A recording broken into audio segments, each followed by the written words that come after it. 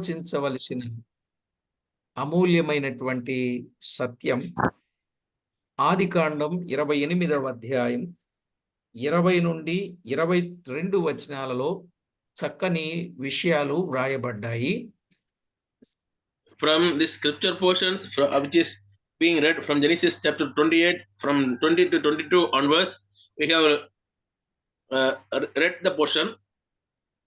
అయితే ఇక్కడున్న ఈ విషయాలలో యాకోబు మొక్కుబడిని గూర్చిన వివరాన్ని మనం వింటూ వస్తున్నాం. This passage is showing us the vow which Jacob has made to God.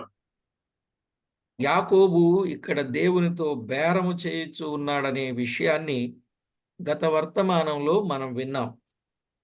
In the last message, when we are reading this portion, Jacob vowed a vow to God, and we are meditating upon that topic. దేవుడేమన్నాడు? యాకోబు దేవుణ్ణి ఏమడిగాడు?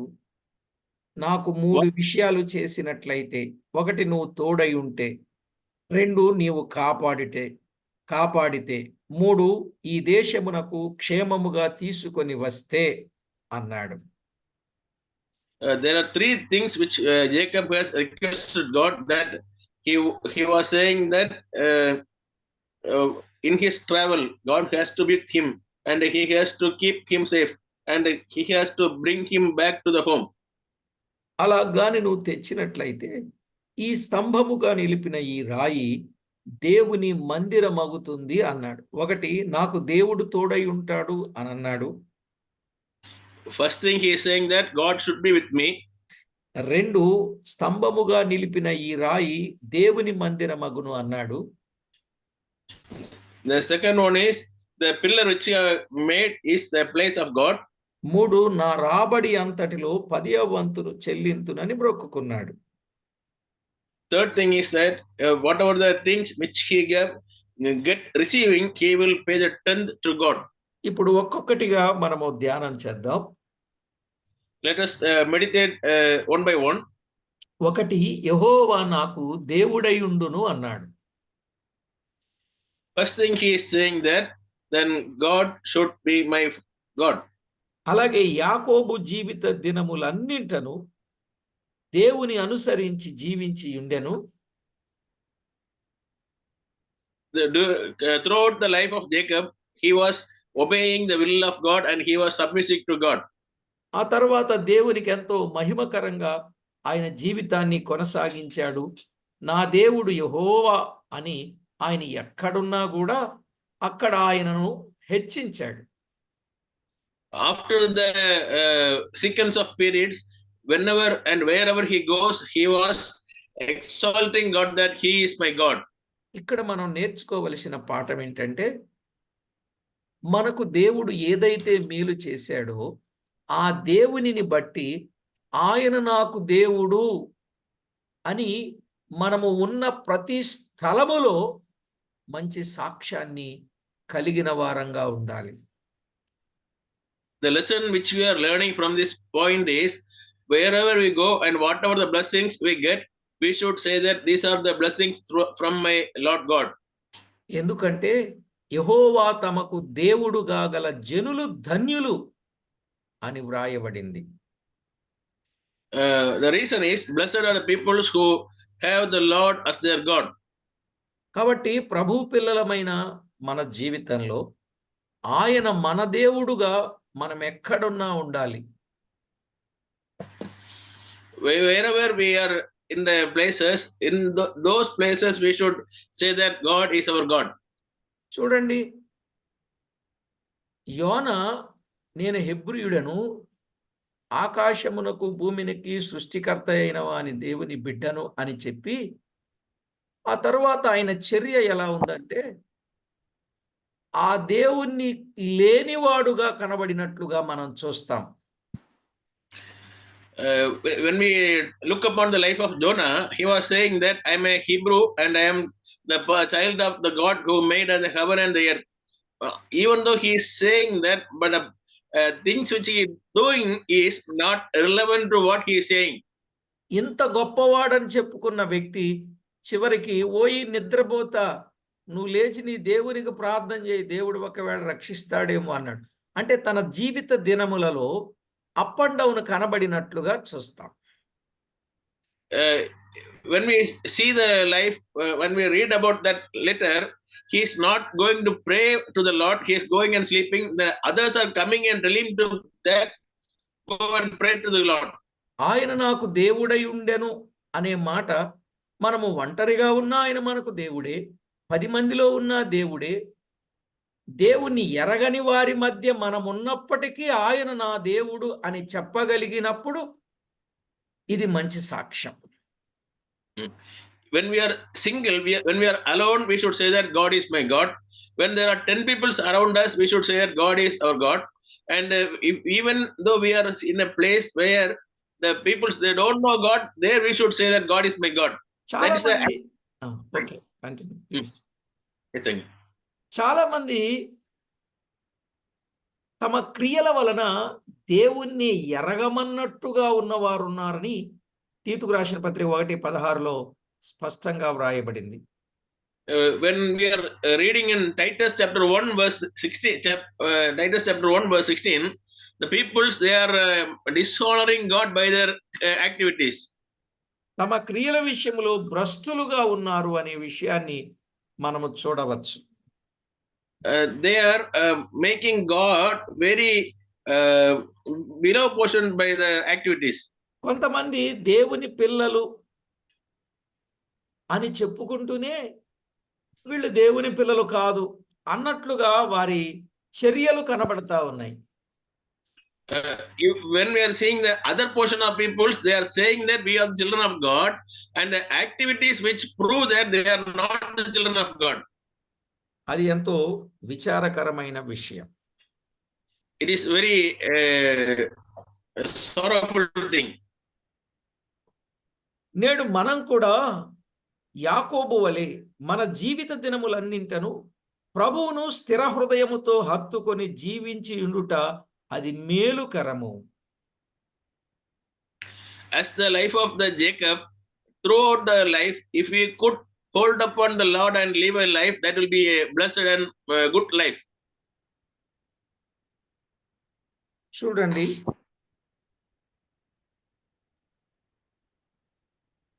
అపోస్తలుల కార్యముల గ్రంథం 11వ అధ్యాయం 23వ వచనం. Please turn with me to Acts chapter 11 and verse 23. అతడు వచ్చి దేవుని కృపను చూచి సంతోషించి ప్రభువును స్థిర హృదయముతో హత్తుకొనవలెనని అందరినీ హెచ్చరించెను అన్నాడు. Who, when he came and he had seen the grace of God, was glad and exhorted them all that with the purpose of God they would cleave unto the Lord. ప్రియులారా, దేవుని వాక్యంలో వ్రాయబడినట్లు ప్రభువును స్థిర హృదయముతో హత్తుకొని ఉండుట అది ఎంతో దీవెనకరం. Even the children of God, those who could hold and cleave upon to the Lord, will be a much gracious and gloriful thing. అలాగుననే హెబ్రీలకు రాసిన పత్రిక 3వ అధ్యాయం. Same way, when you come to Hebrews chapter 3, 13 నుండి 15 వచనాలలో from verses 13 to 17, మనకున్న దృఢ విశ్వాసం అంతము మట్టుకు గట్టిగా చేపట్టిన ఎడలని క్రీస్తులో పాలివారమై ఉందము అని అన్నాడు. the summary of the portion is, whatever the faith which we have upon Lord Jesus Christ, it should be very stronger in all situations. కనుక ఖచ్చితంగా దృఢంగా బలంగా స్థిరంగా మనం ఉండాలి. So all of us should be strongly holded and builded and rooted on the Lord. అలాగే Hebrew పత్రిక 6వ అధ్యాయం 11, 12 వచనాలలో Same manner in Hebrews chapter 6 verse 11 and 12. మీరిదివరకు కనుపరిచిన ఆసక్తిని తుదమట్టుకు కనుపరచవలనని అపేక్షించుచున్నాము అన్నాడు.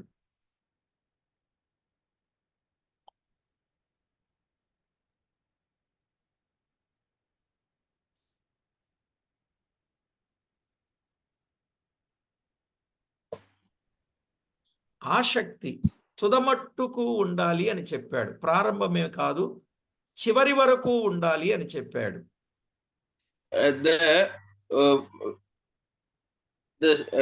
Our belief should not be only in the starting position, it should be till the end, till the last portion of our life. Yes. కనుక ఎప్పుడైతే అలాగున దృఢముగాను చివరి వరకును స్థిరంగాను ఉండాలి మన విశ్వాసం, నమ్మిక అనే విషయం చెప్పాడు. Our faith and our hope should be till the last day of our life. ఇది మొదటి విషయం. This is the first thing. రెండవది, Secondly, యాకోబు నేను నిలిపిన ఈ రాయి దేవుని మందిరమగును అన్నాడు. Jacob is saying that the stone which I have, pillar which I have raised, this is the house of God. అలాగే క్రీస్తు నరవతారుడై లోకానికి వచ్చినందున ఇంతకు ముందు లోకములో లేని స్తంభం ఒకటి ఇప్పుడు నిలుచుచున్నది. Our Lord Jesus Christ, even though before he came to the world, there was a pillar which is in the earth. ఇప్పుడు నిలిచిన ఈ స్తంభమేది? What is the pillar which you have placed here? తిమోతికి రాసిన మొదటి పత్రిక 3వ అధ్యాయం 15వ వచనంలో వ్రాయబడింది. The answer you can see in 1 Timothy chapter 3:15. ఆ స్తంభం ఏది అనంటే, ప్రియులారా, క్రీస్తు సంఘమే సత్యమునకు ఆధారమునైన స్తంభం అన్నాడు. The pillar is representing the group of peoples which have the Christ as the head of the people. ఒకప్పుడు కనబడనిది ఎప్పుడైతే యేసుక్రీస్తు ఈ లోకానికి నరవతారిగా వచ్చి తన రక్తాన్ని ధారలుగా చిందించి మరణించి తిరిగి లేచి పరిశుద్ధాత్మను పంపాడో, ఆ రోజు ఏర్పడిన సంఘం అది స్తంభముగా నిలిచింది అనే విషయాన్ని చూస్తున్నాం. In the olden days, it was not displayed perfectly. After after Jesus came to the world as a human being, from the day the church started and after the resurrection, it was planted and rooted. కాబట్టి ప్రభునందు ప్రియులారా, జీవము గల దేవుని వాక్యములో సంఘం అది మర్మమైనది, ఇప్పుడు అది తేటగా బయలుపరచబడింది. In the scripture, we can see in another portion that the church of God is a mystery, and right now it is being exposed to all the peoples.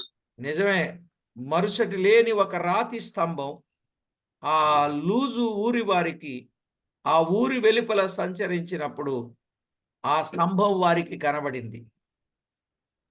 Previously, the pillar was in the place called Luz.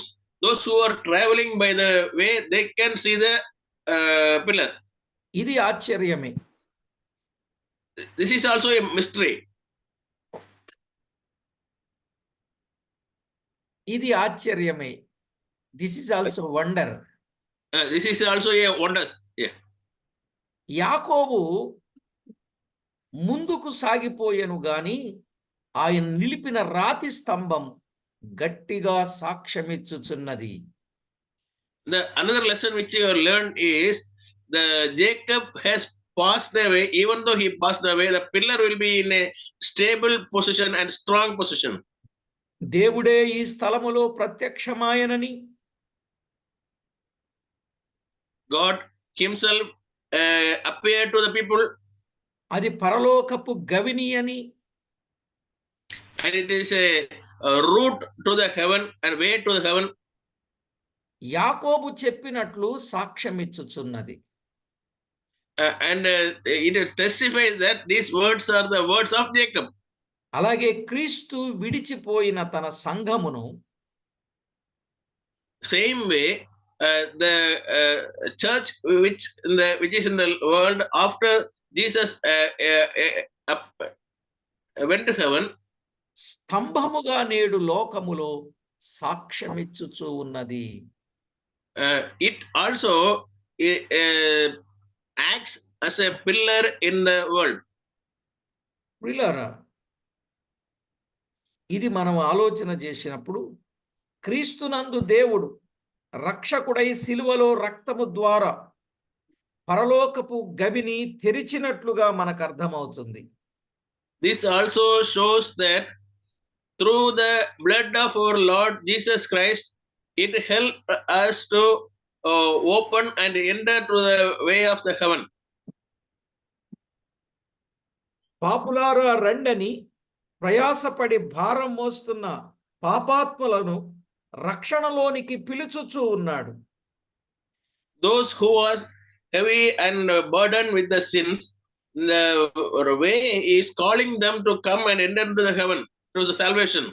క్రీస్తు సంఘము దీపపు స్తంభం వలె లోకములో ఘోష విడుచుచూ ఉన్నది.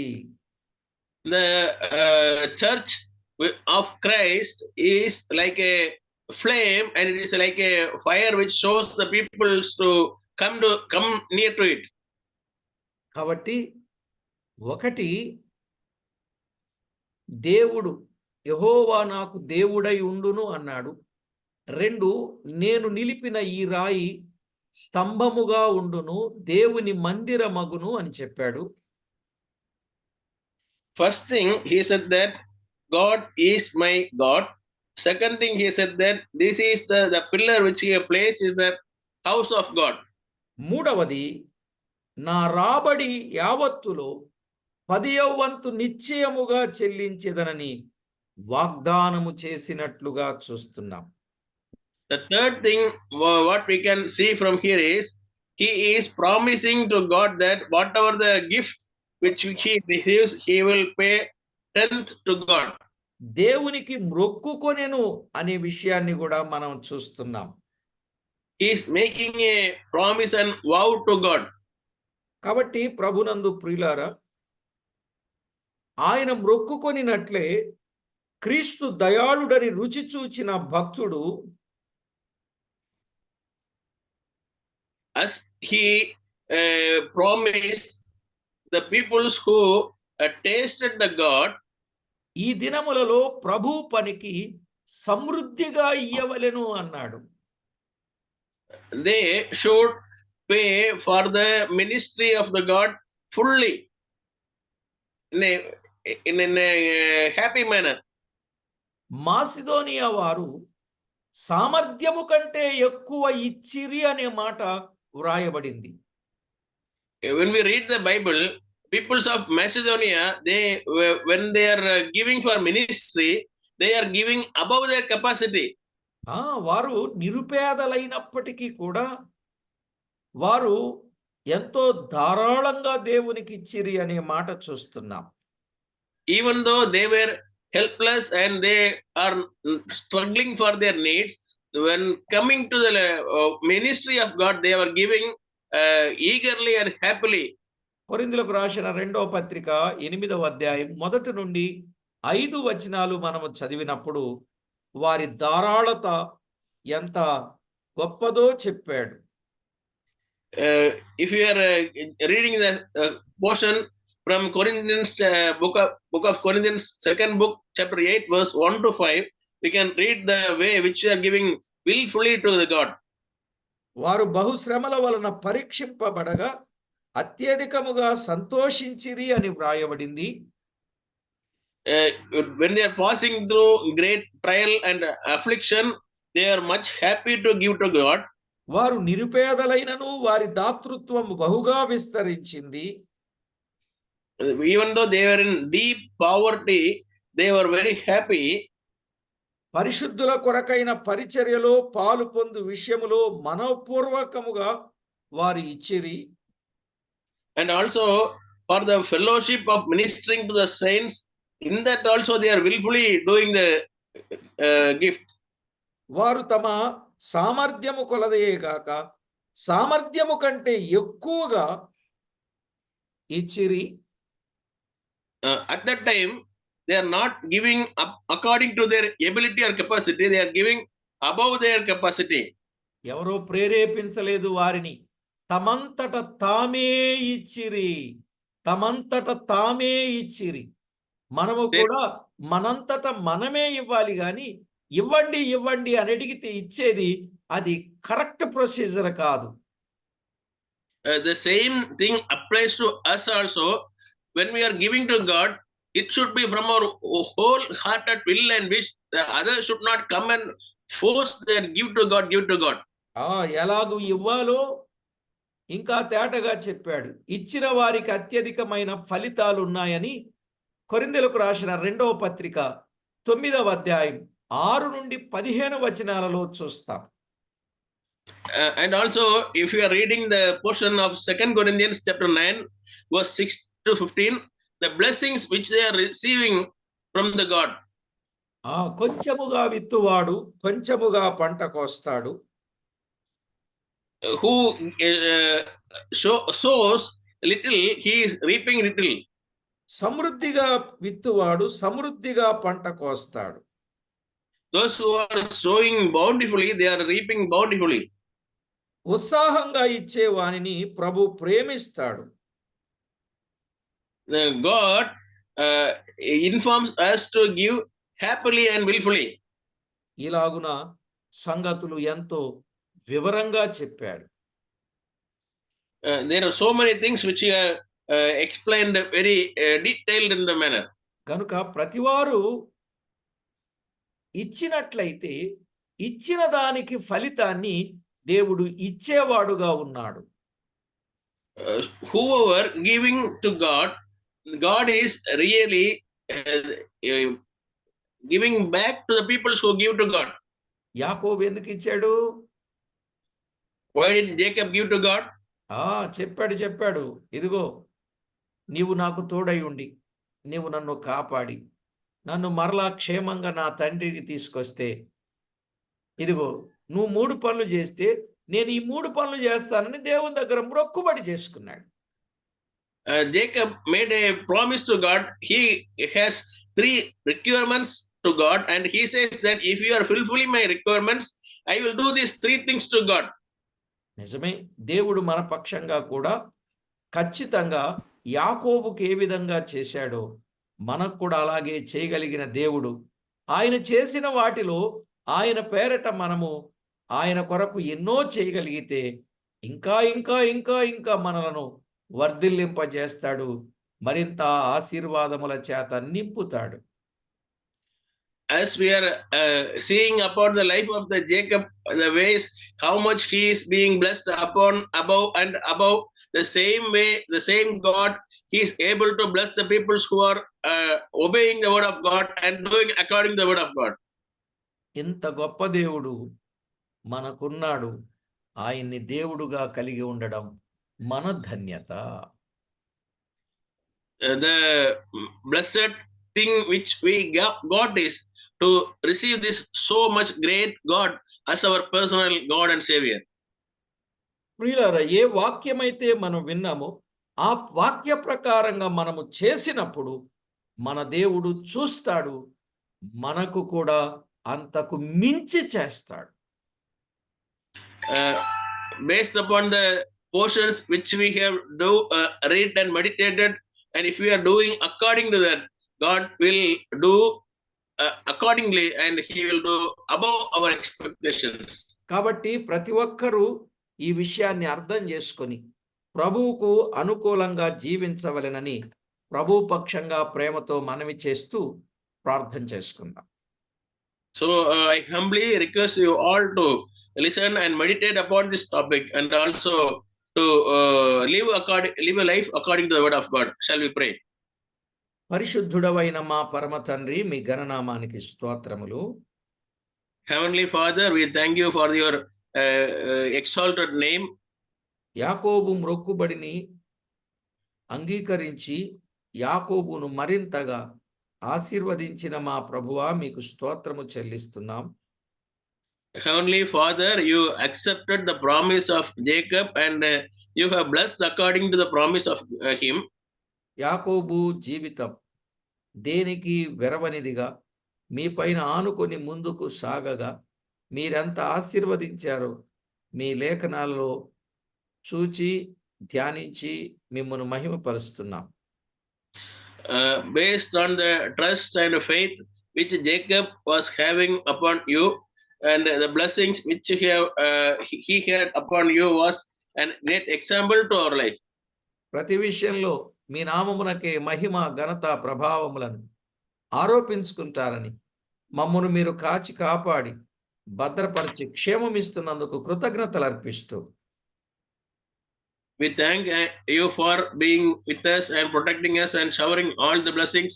And also we request you to live, to help us to live a life according to the word of God. మా ప్రభువు రక్షకుడైన యేసుక్రీస్తు అమూల్యమైన నామమున ప్రార్థించి స్తుతించి వినయులమై వేడుచూ ఉన్నాం మా పరమ తండ్రి. We request all the things in the name of our Lord and Savior Jesus Christ. Amen. Amen. ప్రభునందు ప్రియులారా, యాకోబు జీవితంలో నుండి చక్కని విషయాన్ని వినగలిగాం. ప్రభుకు స్తోత్రం.